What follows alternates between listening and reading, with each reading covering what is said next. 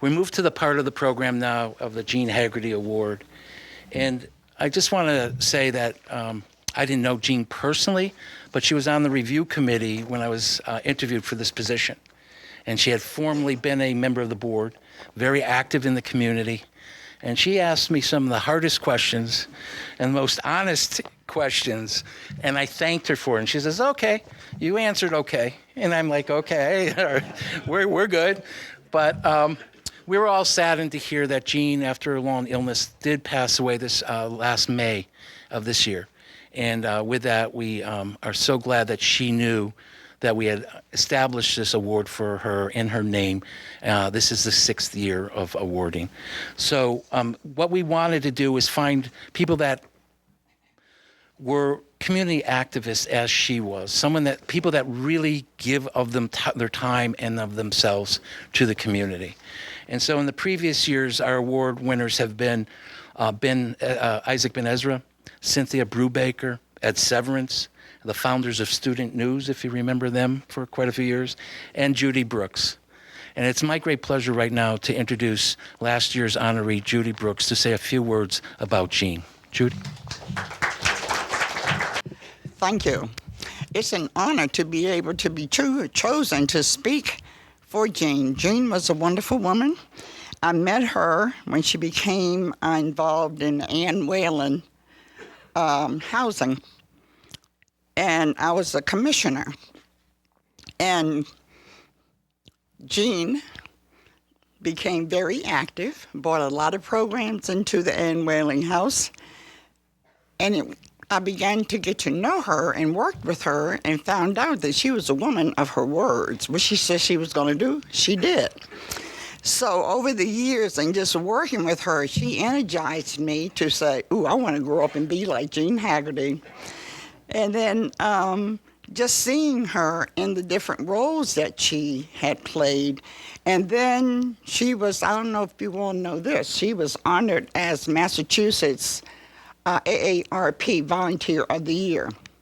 So she has worn many hats, shoes, and has done great things for when she was here in Amherst.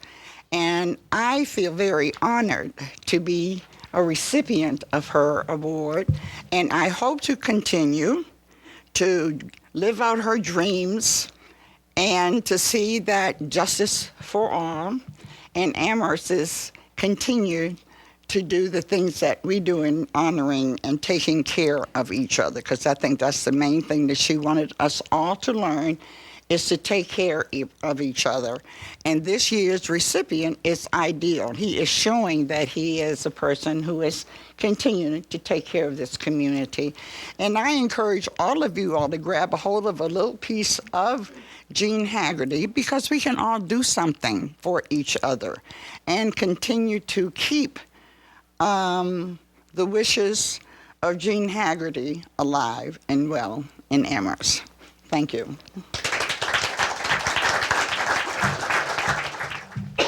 Good evening. Thank you, everyone, for coming out. My name is Matt Heron-Durante. I am a Amherst Media board member, an Amherst native, and a local filmmaker.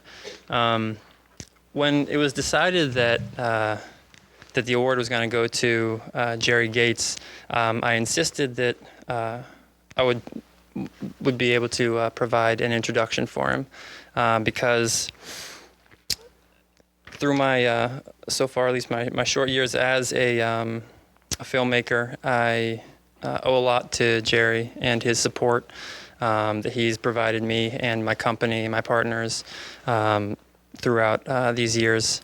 And so I just hope I can do him justice here, because he's a very accomplished man. So we'll see how we do. But so let's see. I mean, if you know Jerry, you know that he's a very modest guy, and he doesn't like to take the spotlight very often. And I think that it's not because he doesn't think that he deserves it, but I think that he just has a lot of admiration and respect for the hard work of everyone around him and the people who help him accomplish everything that he does. So I'll give you a little bit of information on Jerry's background, just in case you don't know him. Starting in the 50s, he designed, constructed, managed, and remodeled hundreds of residential and commercial buildings, including the Amherst Carriage Shops, Echo Hill, Salem Place, Greenleaves, and Winfield Estates, and many others. But real estate and construction and property management, these were a big part of Jerry's past, but it's really what paved the way for the humanitarian that he became. In 2009, Craig's Doors Homeless Shelter was started at the First Baptist Church, which was due in part, in what I'm told, very much due in part to Jerry's efforts, and wouldn't have happened without him. And the shelter is actually where we first met Jerry, because when we were doing our first production as a company, Homeless in a College Town, we contacted him to see if we could film in the shelter, and if he could take us on a tour of the building and tell us a little bit about it. So I think we kind of invaded his personal space a little bit, but he was a sport about it, and I really appreciated that. Let's see. Also during the production of the film, we created the Hope the Metal Cow statue that sits out front of the late Loose Goose Cafe, which some of you may have donated money to, or took a photo by, or maybe even hopped on top and took a ride on the cow, which is free of charge, in case you haven't done so.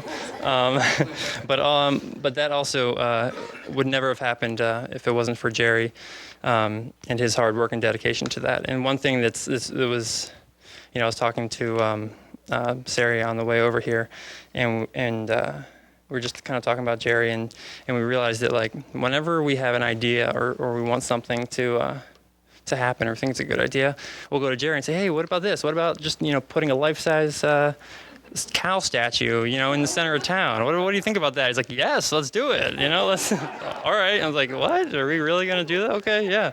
So he made it happen, and it certainly wouldn't have happened without him. So thank you, Jerry.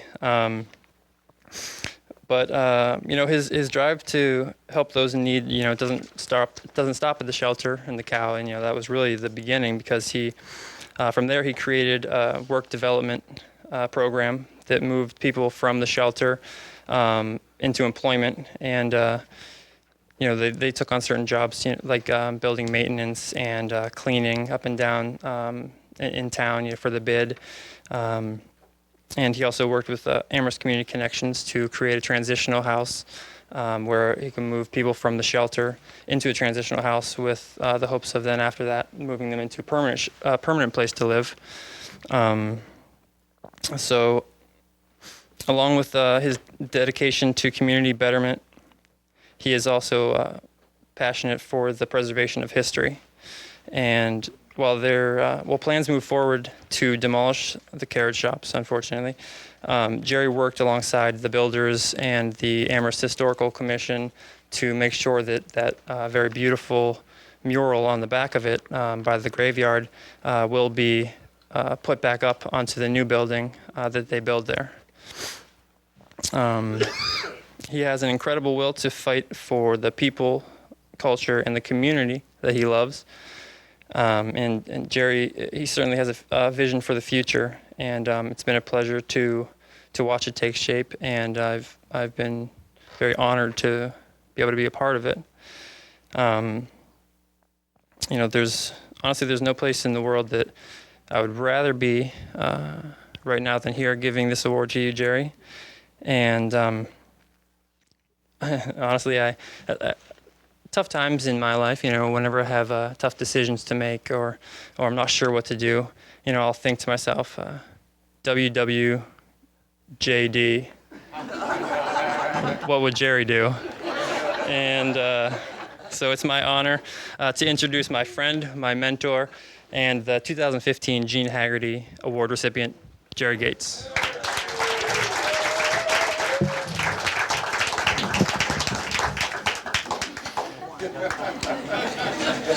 People are still here. That's amazing. Where does the time go? You know, he talks about the 50s, but I wanted to make one comment about that giraffe. I've bought stuffed animals before for the house. Some of them look, you know, real nice-looking dogs and so forth. People think they're real. And on TV, I saw the giraffe the day before I came down here. She was performing. And I got down here, and there she was, getting out of her car. And she had the giraffe, so I got to carry the giraffe in. So being a farmer, that was kind of neat. We didn't have giraffes in Vermont, but that's where I come from. But tonight I have some of my family here, my wife Lois, which works with me in the office, as well as traveling and so forth. I kind of tell the girls in the office, don't say anything. I'm taking my secretary away this weekend. They get a big kick out of that. And I have two daughters here, Kathy and Laurie. Kathy came in from Boston area, and Laurie is a nurse down at Harshbrook School. Her husband, Mark, is into finance. And I have another daughter out in the western part. I don't know how many of you are Michigan fans or know anything about football at all, but I got a daughter out there, and she's got two big boys. She's probably 5'3", and she comes about to here on those boys. And one of them plays for Michigan State, which won a big game the other day, and the other one plays for New Mexico State. So we got some big kids. I have 3 daughters and a son. The son is working over here at Lord Jeff. He's working for ServiceNet. My grandson is working over here at Lord Jeff. I have 6 grandsons and 6 granddaughters. And in March, I'll be a great-grandfather.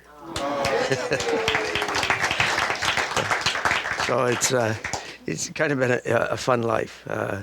I tell people I retired when I get out of college, but I really like college too. So I went to the University of Vermont, and the major was economics to help, back then, little farmers with 40, 50 cows to manage their farms, although I never got to do that. I do tell people that I understand the homeless a little bit. My father, when I was about 7 or 8 years old, was taken to the hospital for the last time, and we were on a little farm, and we were homeless at that point. My mother had 2 of us, and the families were trying to decide what to do. And I had an uncle that lived in the central part of Vermont, and he said, come live with me. For a short time, I will find you an apartment and a job and somebody to take you to that job. This is what he told my mother. Now, you got to understand, that town has 8 houses in it. He did all of that within just a few months. And so we started off from there. So I do understand a little bit, at least a tiny bit back here about homelessness. And also there's a number here from the Baptist Church. And when I got down here from Vermont, we used to attend the one that Amherst College just remodeled. Over here, I think it's their language school is in there. And then we moved 50 some years ago up to where we are now. You have to be very careful how close you get to your pastor. My pastor is here tonight, and somebody came in and was talking to him about a temporary shelter. And he said, we want to do that. So he turns to me and he says, can we do that? So Matt said, of course we can. And the first year we started off as kind of I think they called it a warming shelter because the town wouldn't let us have them sleep because we didn't have a sprinkler system. And people and churches got together and provided us with a partial sprinkler system. In fact, I got to go down to Boston again. They give us 3 years at a time. So we still have a temporary shelter. It has grown from 16 to, let's see, we have 34 some nights, over 50 nights last year. John Mazzanti was very generous and allowing us to expand. I'm not sure if the state knows he did that, but so I'm going down and ask for 34 this next time down there. And we've been able to employ some people. A lot of people from the shelter volunteer. The church feeds 110 families every Wednesday food. The shelter people volunteer their time in collecting it, sorting it, turning it in, and then going and get the food. So they are volunteering in that end. In doing that, we did come up with what I call a workforce, and we would like to expand that. Our director of the shelter, Rebecca Wilder, learned from Kevin Noonan. Some of you probably knew Kevin. He was in here. He's working with people coming into this country down in Carolina now. But he taught us well, and we learned a lot there. We would like to expand that workforce, but it takes people. So tonight, if there's any one word I want you to remember, it's help. We need help. We need people on the committee. We need people to do things. We need people to come alongside other people that need help. Tonight we have people that we have a chef that has come tonight, that has come through the program. We have people that Marcus is here. You see him with a golf cart going through town, and Becky. We've taken over the cleaning of the new 5-story building that's down there, and we hope to do the other 3 or 4 buildings they're building. And if we can just get enough people together, we can increase the size of that. But what I really wanted to share with you, you thought it was over, is that the other day going down the road, and I hope I haven't forgot to mention anybody, I wanted to mention Joe especially. Joe in the green sweatshirt has been with me 7 or 8 years. And he came needing a job, and he had been suffering some things in life, and he was trying to change his life. Today, Joe sets up our services in the church. He also can run my whole business. Very, very talented guy, and really has a heart for people. But back to the story again. The other day I heard on the radio driving in that the insurance companies have really figured out that when you get to be 65 years old, you have 27 years left to live. Now, you got to understand, my mother is 98 and wanted to come tonight. She lives alone. She takes care of herself, but we do have people that help her a little bit. Her father was 96, her brother 96, and her mother 90. So I don't know if I take care of that side of the family or not. But anyway, when that said, I went home to Lois and I said, man, this is getting serious, because I've blown 27 half of those years. And so I had to sit down and figure out what do I really want to do. Our church is growing so fast. We have 40-some nations in the church. I think Caucasian is maybe a minority now. There's at least 50% somewhere. But it's growing so fast that we need to expand. We need about 1,000-seat sanctuary. Now, that's my number, not the pastor's, but he probably wants something bigger. But we've hired an architect, and we've got to expand so we can take more people in. We have 3 pastors. The student pastor has probably as big a staff as the senior pastor. We have over 300 students in the church. And I met a girl, one of the students out on the street taking things this summer. And so I stopped and talked with her. She says, I didn't know there was any spiritual life on campus. All I got to do is come over. We're glad to have you there. Kevin Noonan used to come and just sit in the second service and watch these people from all over the world. You can speak to any place in the world almost. Anyway, I realized that if the insurance company is true, that I got 12 years to work on. And so I wanted to get it down to two things. First, this is church. The second thing is, a lot of you are probably familiar with Housing First. And that's where we've experimented a little bit with Amherst Community Connection with a transitional house. And we, in the carriage shops, as we couldn't rent spaces, we experimented with people living in small rooms. And that doesn't work. I couldn't control the drug dealers going through the carriage shops. In a duplex house, they're really not used to living together that close and sharing. Now, over 50% of them are, but it's the other 10% or 15% that cause the problems. So the government, people have been sending me stuff on the little houses. It's probably what you may have heard of.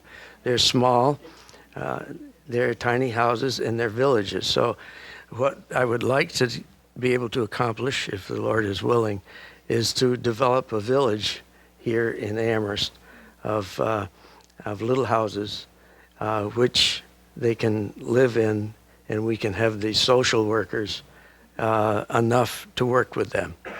It isn't 100% win, but it provides a lot of things.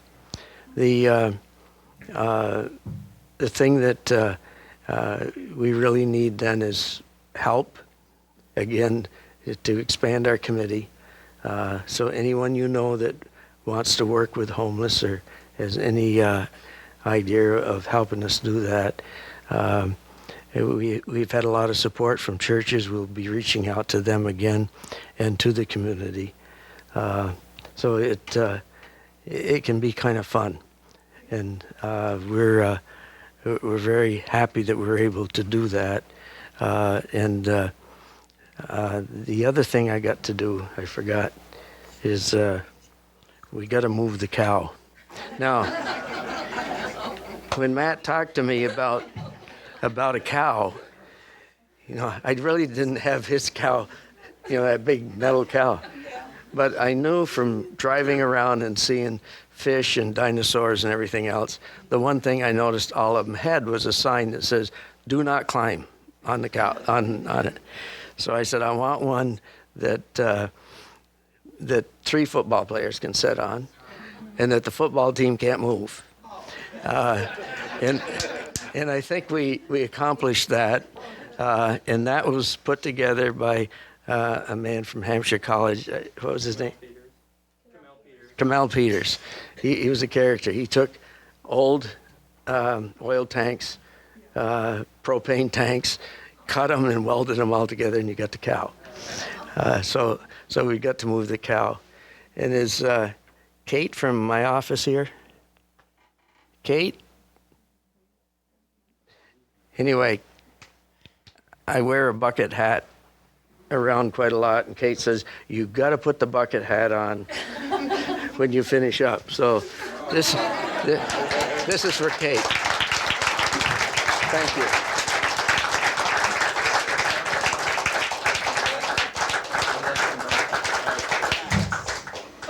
Here you are, sir.